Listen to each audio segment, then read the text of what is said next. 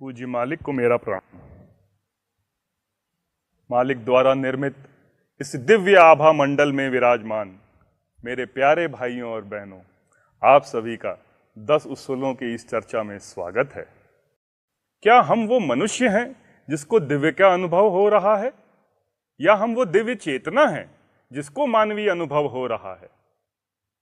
ईश्वर साक्षात्कार या आत्म साक्षात्कार ही मनुष्य जीवन का ध्येय है और प्राचीन काल से मनुष्य इसकी चेष्टा करता आया है। आइए इस चर्चा को आगे बढ़ाने से पहले महाभारत काल के इस दृष्टांत के बारे में बात करें। जैसा कि हम सबको मालूम है, भगवान श्री कृष्ण ने गीता का उपदेश अर्जुन को दिया, मगर दुर्योधन को क्यों नहीं दिया? एक वक्त शायद ऐसा होगा कि अर्जुन और दुर्योधन एक ही जैसे होंगे, फिर कुछ करते करते अर्जुन श्री कृष्ण के प्रिय हो गए और दुर्योधन के बारे में हम सब जानते हैं। पांडव गीता में लिखा है, दुर्योधन ने अपने बारे में एक बार कुछ ऐसा कहा, जानामि धर्मम ना चामे प्रवृत्ति, जानामि अधर्मम ना चामे निवृत्ति। धर्म क्या है मैं जानता हूं, अच्छा काम क्या है मैं जानता हूं, मगर उसको करना मेरी प्रवृत्ति नहीं है। जानामि अधर्मम, अधर्म क्या है मैं वो भी जानता हूं, मगर उसको मैं छोड़ने में असक्षम हूं। मैं वो करता जा रहा हूं जो मैं करता जा रहा हूं। इसलिए अपनी प्रवृत्ति को बदलना इतना आसान नहीं है। हम सब यहां बैठे लोग आत्म साक्षात्कार की चेष्टा कर रहे हैं।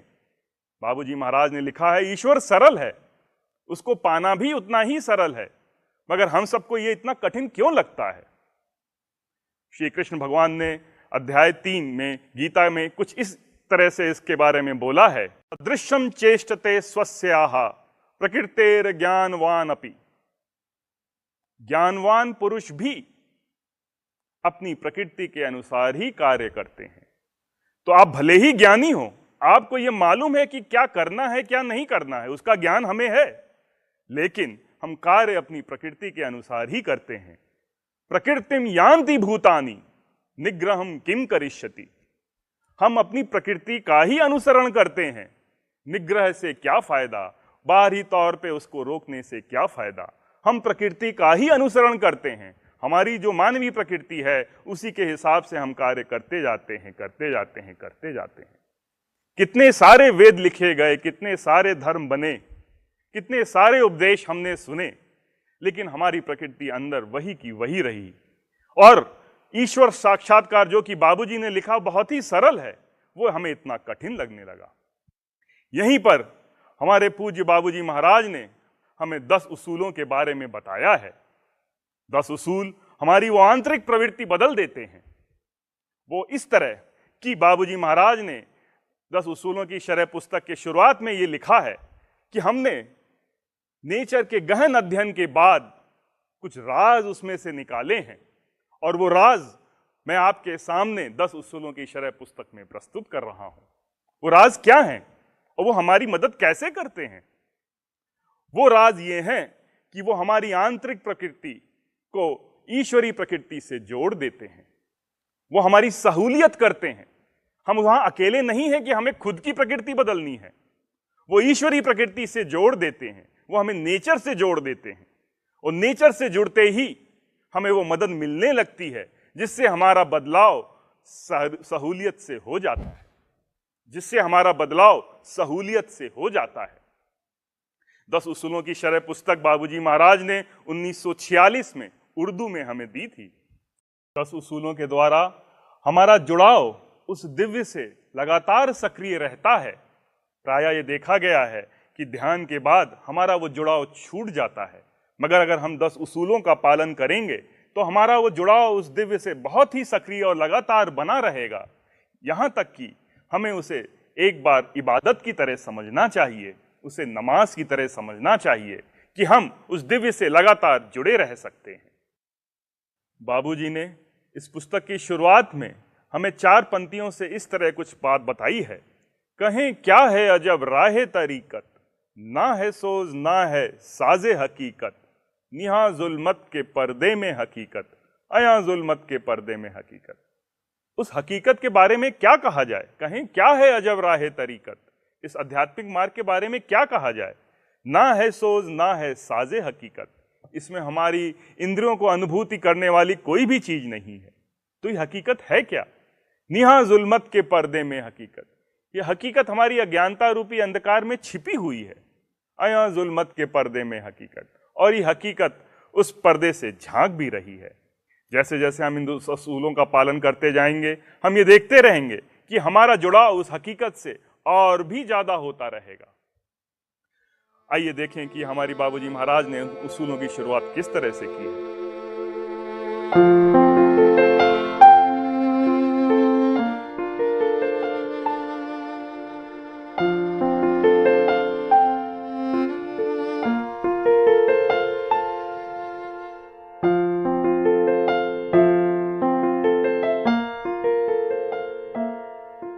बाबूजी महाराज ने उसूल नंबर 1 के बारे में कहा है, हमने अपने सभी उसूलों में इस उसूल को अव्वल नंबर दिया है, क्योंकि इसका पालन करने से हमें वो ताकत हासिल हो जाती है जिस पर हमें एक दिन पहुंचना है।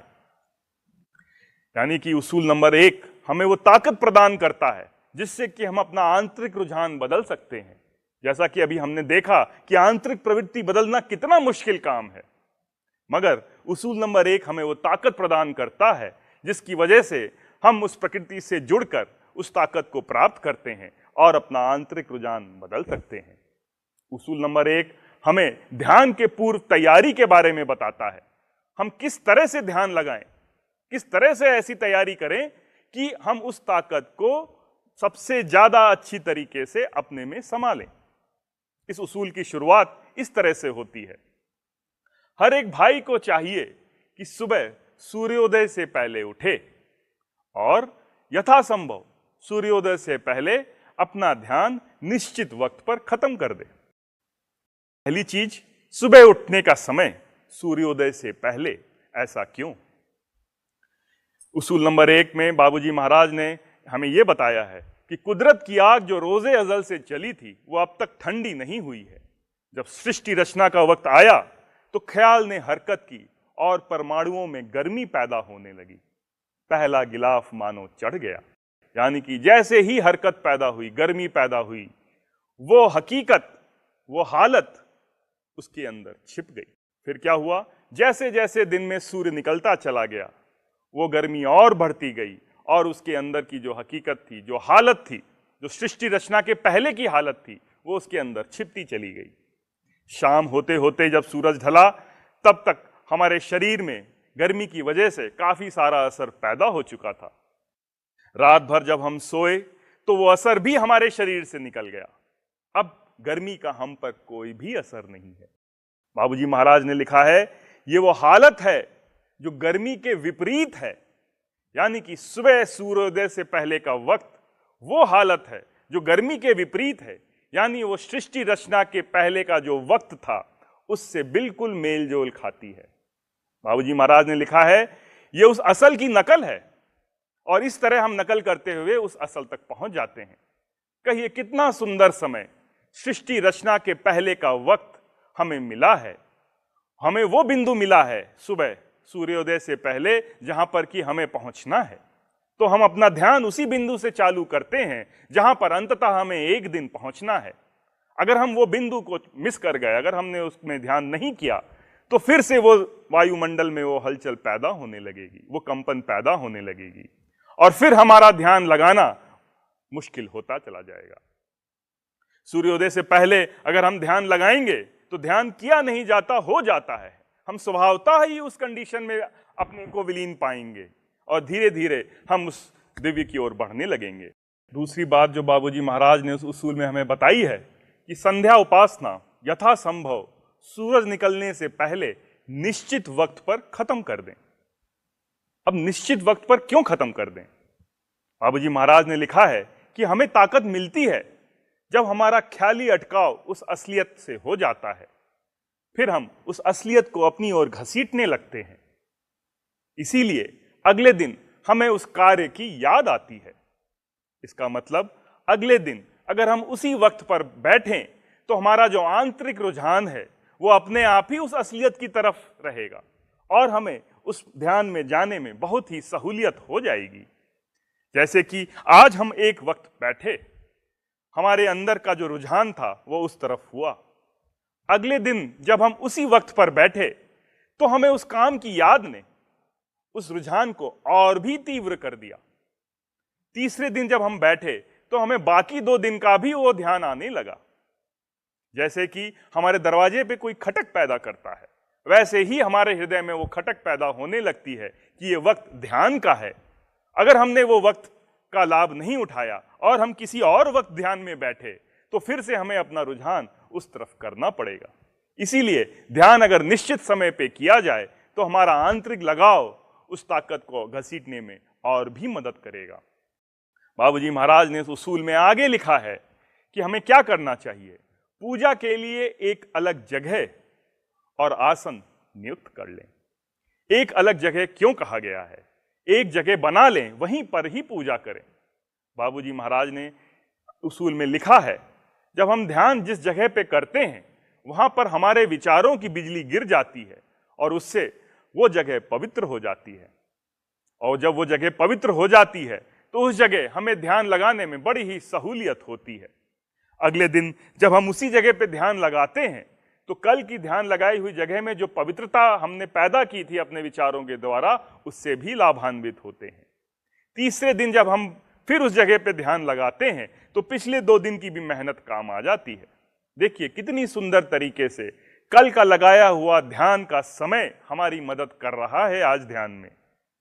कल की जगह जिस जगह हम बैठे और ध्यान लगाया वो जगह भी हमारी मदद कर रही है। और समय कैसा? समय वो जो सृष्टि रचना के पहले था और जहां पे असलियत थी। तो इस तरह से हमने जब ध्यान लगाया तो स्वतः ही हमारा ध्यान लग गया। अंतिम जो निर्देश बाबूजी महाराज ने हमें उसूल नंबर 1 में दिया है वो ये कि जहां तक हो सके एक ही आसन में बैठने की आदत डालें।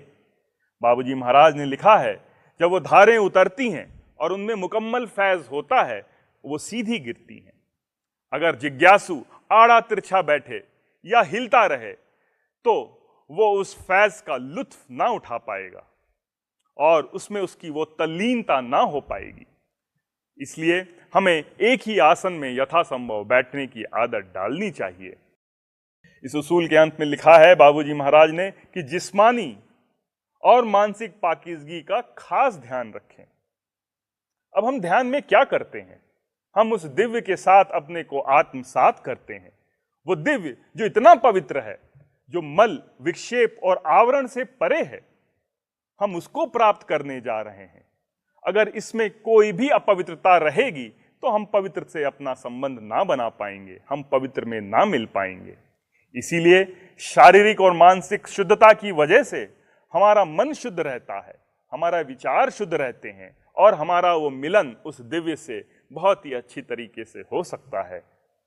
बजाय इसके अगर हमारी मानसिक अशुद्धता है तो इतना सब करने के बावजूद भी हम उस दिव्य से ना मिल पाएंगे। आइए देखें उसूल नंबर 1 में हमें क्या क्या बताया गया। सुबह सूरज निकलने से पहले का वक्त, क्योंकि वो सृष्टि रचना के पहले का वक्त था। निश्चित समय, क्योंकि उस वक्त हमें अपने कार्य की फिर से याद आई और हमने कल के ध्यान का फायदा उठाया। निश्चित जगह, क्योंकि वो जगह इतनी पवित्र हो गई थी, हमने उस पवित्रता का भी फायदा उठाया।